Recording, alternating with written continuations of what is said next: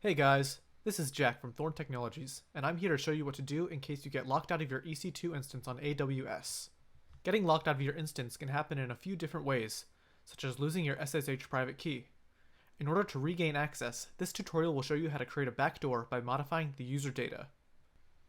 First, we're going to navigate to instance state and stop the instance, since user data cannot be modified while the instance is running. Stopping the instance usually takes a second, so you may need to wait a little bit and then refresh the page before continuing. Alright, now that the instance is stopped, we're going to navigate to Actions, then Instance Settings, and then we're going to scroll down to Edit User Data.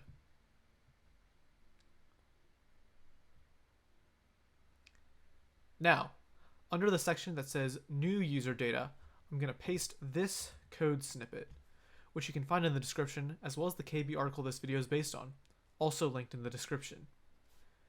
The KB article contains a more detailed description on what the code does, but right now we only need to worry about two things.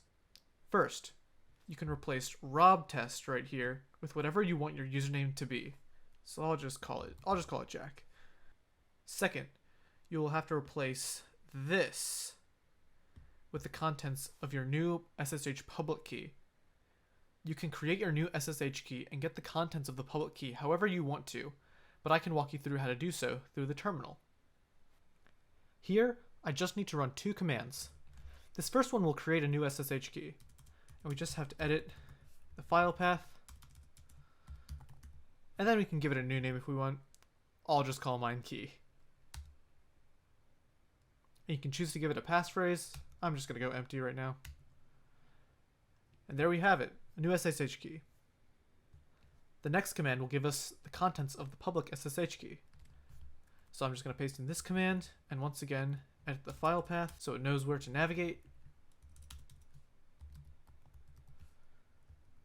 And make sure that it has the .pub, so you get the public key. And there we go. We're just going to copy and paste that. Now, I should mention that I am currently on a Windows machine, so I'm using PowerShell. But this process can also be done in Bash for Mac and Linux users. All of these commands can be found in the description. Now that we have the contents of our new public SSH key, we can just paste it in there, and then click Save. After that, we can restart the instance.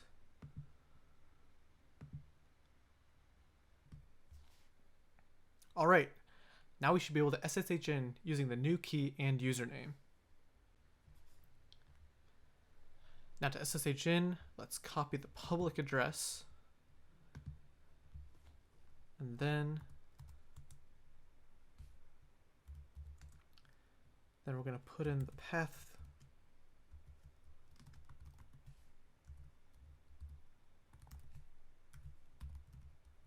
Use our new username. Then paste the public IP.